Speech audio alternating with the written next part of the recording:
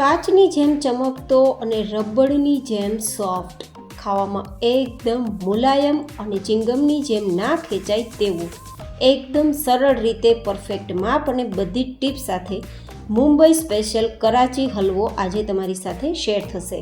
બસ થોડી નાની મોટી ટિપ્સને ધ્યાનમાં રાખવી જરૂરી છે, તો બહાર કરતાં વધુ હેલ્ધી એન્ડ હાઇજેનિક હલવો ઘરે પણ તૈયાર થઈ શકે છે. તો ચલો રેસીપી શરૂ કરીએ. તો સૌથી પહેલાં માપ પરફેક્ટ હોવું જરૂરી છે. તો માપ માટે ઘરમાં રહેલી વાટકી સેટ કરવાની અથવા તો મેજરિંગ કપ સેટ કરવાનું અને પછી બધું જ માપ તેનાથી લેવાનું રહેશે. તો મેં અહીંયા મેજરિંગ કપના માપથી 1 કપ જેટલો અને ગ્રામમાં જોઈએ તો 100 ગ્રામ જેટલો તપકીરનો લોટ લીધો છે. પણ તપકીરનો લોટ ના હોય તો આરારોટનો ઉપયોગ કરી શકો છો અથવા તો કોર્નફ્લોર લોટ પણ લઈ શકો છો. 2 કપ જેટલું પાણી ઉમેરીને પાણી જેવું ઘોળ તૈયાર કરવાનું છે. પણ એકસાથે પાણી નથી ઉમેરવાનું, થોડું થોડું પાણી ઉમેરતા જવાનું છે અને આ રીતે મિક્સ કરવાનું છે, જેથી આપણા લોટમાં ગાંઠા ના પડે. અને આપણું આ બેટર છે તે એક ધાર થવું જોઈએ. કોઈ રિબિન કન્સિસ્ટન્સીવાળું બેટર નથી કરવાનું, પણ નીચેની તરફ જતાં જેવી રીતે પાણીની ચમચી ભરી હોય ને આરામથી સરી જતી હોય પોરિંગ કન્સિસ્ટન્સીમાં, સેમ આવું જ આપણે બેટર તૈયાર કરવાનું છે. જો હું તમને બતાવું છું કે આ ચમચી ભરીને હું નીચેની તરફ ધાર કરું ને તો આરામથી આપણું બેટર નીચેની તરફ સરી જાય છે, પોરિંગ કન્સિસ્ટન્સીવાળું તૈયાર થયું છે. તો 1 કપ લોટની સામે 2 કપ જેટલું પાણી ઉમેરી આ રીતે ગોળ તૈયાર કર્યું છે. હવે આ ગોળને સાઈડમાં રાખી દઈશું. હવે આપણે અહીંયા ચાસણીની ઝંઝટ વગર વેરાયટી તૈયાર કરીશું. તો સૌથી પહેલાં આપણે ખાંડ છે તેને એક કડાઈમાં લઈ લેશું. હું અહીંયા જે કપથી લોટ લીધો છે તે જ કપથી 2 કપ જેટલી ખાંડ લઉં છું. તમને લાગશે કે આ ખાંડમાં શું દેખાઈ રહ્યું છે, આ લવિંગ દેખાઈ રહ્યા છે. જનરલી ખાંડની અંદર ઘણીવાર કીડીઓ ચડી જતી હોય છે અથવા તો ખાંડ છે તે ડબ્બામાં જામી જતી હોય છે, ચીપકી જતી હોય છે. તો આવું ના થાય અથવા કીડીઓ આપણી ખાંડમાં ના આવે તેના માટે લવિંગનો હું ઉપયોગ કરું છું. તમે પણ આ ટ્રીક અપનાવજો, તમારી ખાંડમાં ક્યારેય પણ કીડીઓ નહીં આવે. તો આપણે આ બધા જ લવિંગ ખાંડમાંથી કાઢી લેશું. હવે તેની સાથે આપણે 1 કપ જેટલું પાણી ઉમેરશું. તો છે ને એકદમ પરફેક્ટ માપ. 1 કપ લોટ છે, 2 કપ ખાંડ છે અને ખાંડને ઓગાળવા માટે 1 કપ જેટલું પાણી છે. હવે આપણે આ કડાઈને ગેસ ફ્લેમ પર રાખીશું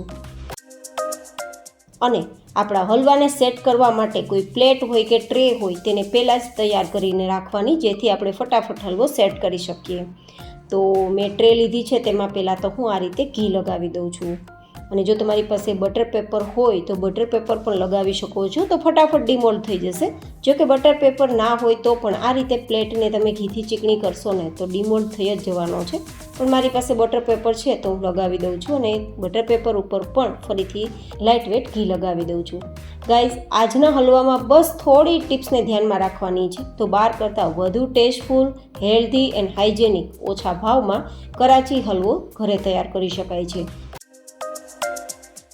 હવે આપણે ગેસની ધીમી ફ્લેમ પર આપણી ખાંડને ઓગાળવાના છીએ. તો આપણે સતત ચલાવીશું અને ખાંડને ઓગાળીશું. અહીંયા કોઈ ચાસણી નથી તૈયાર કરવાની, માત્ર આપણી ખાંડ ઓગળે પછી 1-2 ઉફાણ આવે પછી ચાસણીને આ રીતે ચેક કરી લેવાની.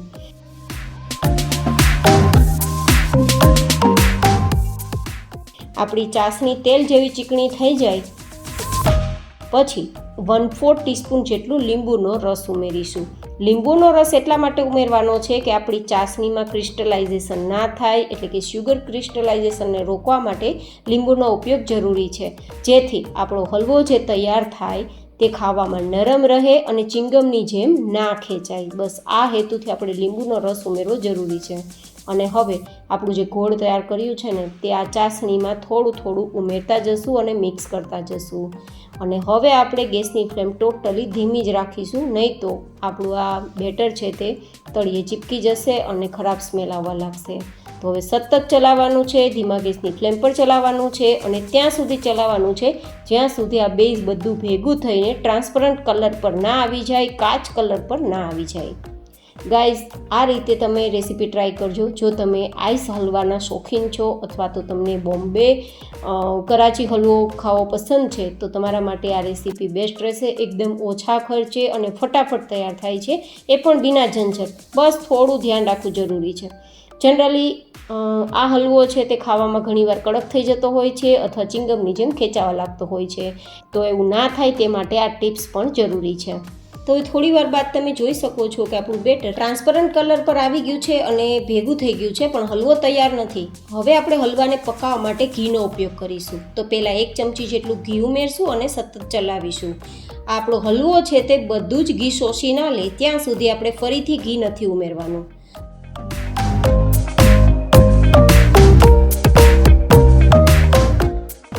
તો અત્યારે ઘી બધું જ શોષાઈ ગયું છે. તો ફરીથી આપણે 1 ચમચી જેટલું ઘી ઉમેરશું. અહીંયા આપણે માત્ર 2-3 ચમચી જેટલો જ ઘીનો ઉપયોગ કરીશું, પણ એકસાથે નથી કરવાનો. જેનું કારણ છે આપણે ઘી ઉમેરતા જશું તેમ ઘીમાં શાઇનિંગ આવતી જશે અને આપણો હલવો બરાબર ઘી સાથે પાકતો જશે. તો એકદમ લચકદાર અને શાઇની તૈયાર થશે. આપણે હલવો તૈયાર થયો છે કે નહીં તેની નિશાની છે કે હલવો આપણો કડાઈમાં ફરવા લાગશે. આ રીતે જો ચમચાની મદદથી હું ચલાવું ને તો ગોળ ગોળ ફરી રહ્યો છે. અને બીજી નિશાની છે કે આપણે ઉમેરેલું 2-3 ચમચી જેટલું ઘી પણ સાઈડમાંથી બહાર નીકળવા લાગશે.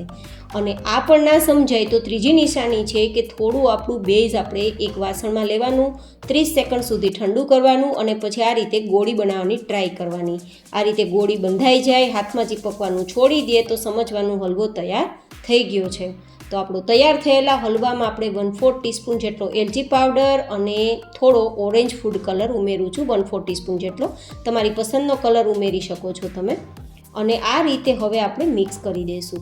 હવે આપણે ગેસની ફ્લેમ બંધ કરી દઈશું, કારણ કે હલવાને જ્યારે ઓવરકુક કરવામાં આવે છે ને ત્યારે જે ખાવામાં કડક થઈ જતો હોય છે.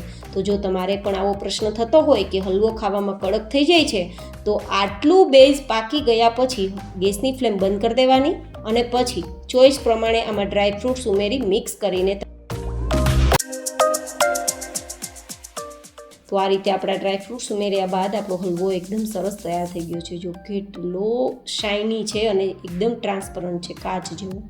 તો તૈયાર થયેલા હલવાને આપણે આપણી ઘીથી ચીકણી કરેલી પ્લેટમાં પાથરી દઈશું. બસ થોડી ટિપ્સને ધ્યાનમાં રાખશો તો હલવો બહાર કરતાં પણ વધુ સારો, હેલ્ધી એન્ડ હાઇજેનિક તૈયાર થશે. કેટલો શાઇન કરે છે, જો જોતાં જ ખાવાનું મન થઈ જાય આટલો શાઇની છે. હવે આ રીતે આપણે ફેલાવી દઈશું અને ફેલાવ્યા બાદ તમારી ઈચ્છા હોય તો ફરીથી કોઈ ડ્રાય ફ્રૂટ્સ તમે અહીંયા ગાર્નિશ કરી શકો છો.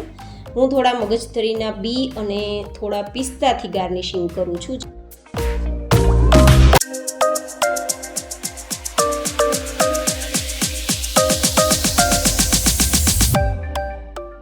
તો હવે આપણા હલવાને આપણે ઠંડો કરીશું. ફ્રીઝમાં રાખ્યા વગર ઠંડો કરવાનો છે.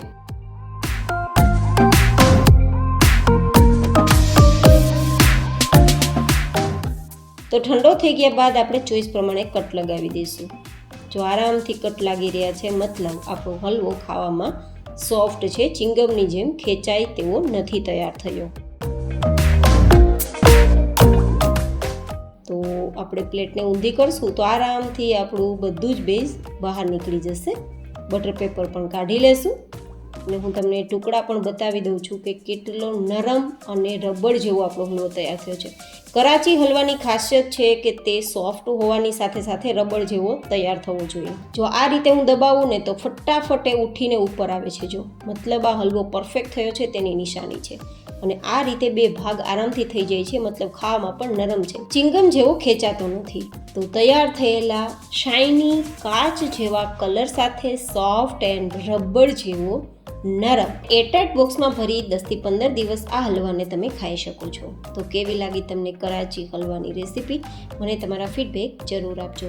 ફરી મળીશું એક નવી જ હેલ્ધી એન્ડ ઇન્ટરેસ્ટિંગ રેસીપી સાથે. ત્યાં સુધી stay healthy, stay happy, take care.